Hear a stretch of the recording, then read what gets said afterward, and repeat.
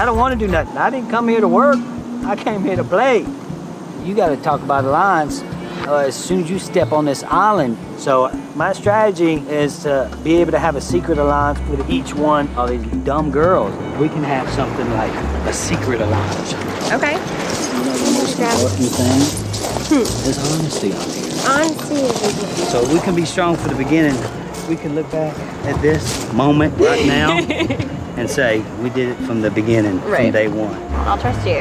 So do I have that same trust with you? Yes. I like to call it my dumbass girl alliance. It's just gonna be me and you. All right. I told them exactly the same thing, and I believe they're just gullible enough to believe it. Here we go, the season of Survivor that introduced many to what we now call modern Survivor. A lot of old school classic elements mixed in with gameplay resembling that of future Survivor combined with a crazy, imbalanced edit. Does this make for a good season of the show?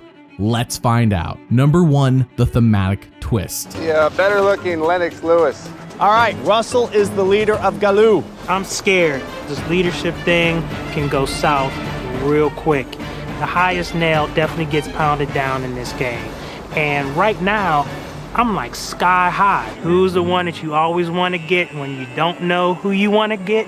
Get the leader. Survivor Samoa doesn't go nearly as hard into any themes or twists as its predecessors, but it does do one thing that others haven't. It forces both tribes to pick a leader and makes this into a game mechanic. It isn't intrusive or overbearing, but I think it does a lot to affect the season regardless, at least in the first half. Russell Swan being picked as the Galoo leader showed perfectly why they were so dominant, and him being medically evacuated and replaced with Shambo was very much representative of the fall of that tribe. Now, when it comes to Foa, the selection of Mick has long-lasting consequences since he didn't want to be the leader, and their tribe suffered as a result since Russell Hantz filled the void, and at the end of the game, his lack of leadership was called out and directly affected him getting any votes. Aside from that, this season was fairly bog standard in terms of twists and turns, and it actually ended up being better for it in my opinion, though they could have leaned in much harder on this new location. The thematic twist for Survivor Samoa scores a 6 out of 10. Number 2, production quality. I don't know how you feeling about me, but let's just say I'm not the enemy. Not only that, I'm here to help you guys strategize, because to me, I don't like a not fair fight. It's almost like, why be matched up with people that's not matched up with the right people? Because then it's like taking candy from a baby. Who the hell wants to do that? That don't boost my self-esteem. You know what I'm saying? That make me seem like I really did something that was a cakewalk. She's full of crap. She comes over here to our camp, disrespects us, calls us babies, tells us how we can win a challenge if we listen to her. She come to the wrong camp, because she ain't getting nothing but disrespect from me from now on. And you know what? She's gonna pay for that statement, I promise you. Samoa, a new beachside location, the first since season 14, and it is pretty. Generic, but pretty. They don't do much with it, unfortunately, unlike Micronesia and Fiji, which both have very distinctive looks and have Exile Islands to go along with them at very iconic locations. Here, no Exile Island, but even if it did, I don't know if it would have been anything special. However, the challenges this season are varied and interesting, especially Schmergen Brawl. They have both the gross food competition and the survivor auction, and we get our customary reward with the locals. Everything you expect of a good season. The color grading and color correction here is good as well, an upgrade from Gabon's strong yellow palette and Tocantins' general brownness that we got from the setting. I also like the change they made this season with idols. If it gets played, that means it is automatically re-hidden. I'm not sure if this was a mid-season decision since Jeff makes a point to tell everyone when he normally doesn't do that, but I think it set a standard for the show for years to come. My biggest production issue is simply the imbalanced edit for the story that is undoubtedly going to affect multiple sections of this review, no doubt. If the show didn't take every single opportunity to pump up Russell Hantz and instead spread the love, this easily could be a top 5 season in many people's eyes. Just look at all the secret scenes and the recap episodes to see everything they cut out, and I'm sure there's even more. For Survivor Samoa, the production quality scores a 9 out of 10. By the way, do you want to pick what videos I make and see them all up to 6 months early? Then join so many others over on Patreon. You can sign up and cancel at any time, and if you do join for a year, you get a 15% discount, link in the description. Thank you for your support. Number 3, strategic play. I ain't finished playing just yet. Keep hope alive. This is an idol. Any votes cast against Russell will not count. First vote. Russell does not count. Russell does not count. Russell, that's 3 votes Russell, none of them count.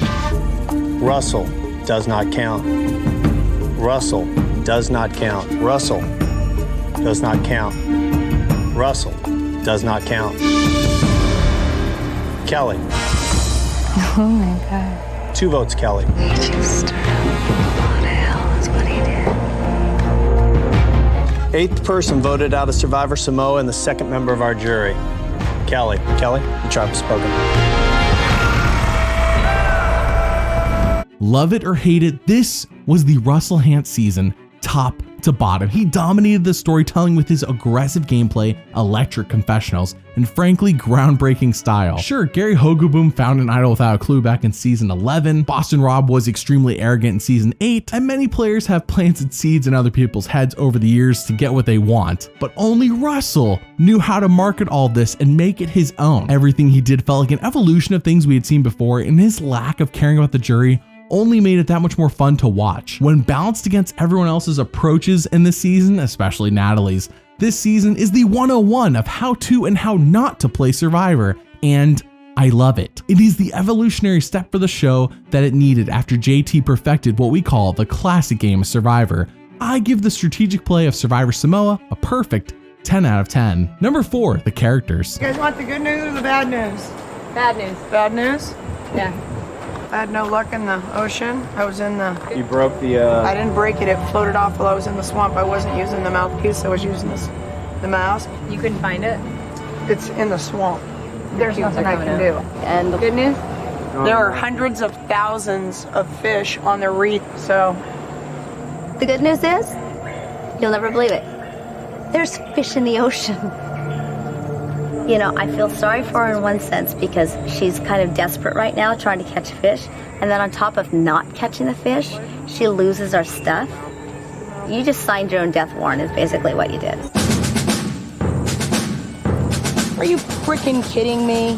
We got 4 people doing yoga this morning. Kind of alienated from my tribe because I'm not in the 90210 clique. I'm not doing the warm and fuzzy. I'm doing the Rambo Shambo provider role out here. Do we have water? No. Do we have food? No. Do we have firewood? No. Screw yoga, man. I already talked about how much I love Russell Hantz, so just copy and paste that love to this section here as it does apply.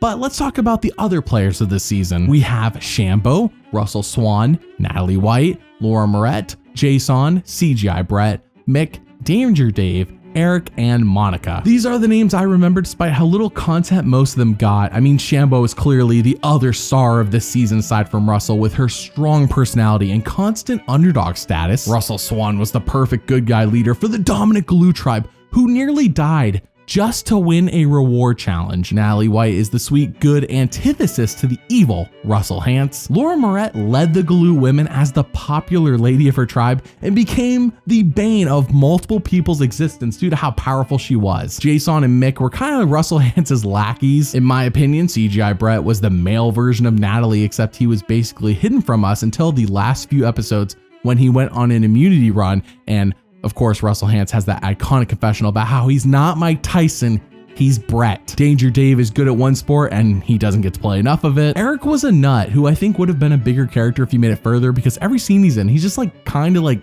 all over the place. And Monica, the only person who knew how to poke Russell Hantz and expose him any chance she could. It's just a shame the edit was imbalanced to favor Hantz far too much. Take about 40 confessionals from him because yeah, he had over 100. You give them to others and I bet we have a great season on our hands.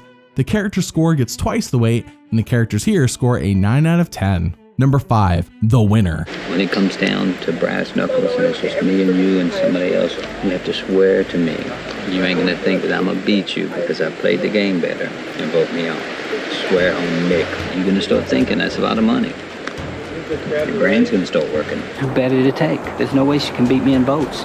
She followed and did everything I told her to do. She wouldn't even know how to talk. She might even say, oh, he's right, give it all to him. You know, she's so sweet, I love it. First vote. Natalie. Russell. Russell. Natalie. Natalie. Natalie.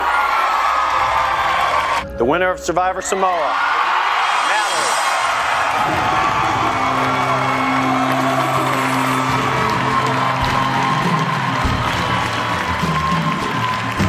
In a season full of smug, arrogant people, Natalie was one of the few who was humble and nice the whole time. While anyone, especially a woman, even hinted they wouldn't fall into line with what Russell wanted, they got eliminated. Natalie saw this and took a step back and said, I can just let him run things.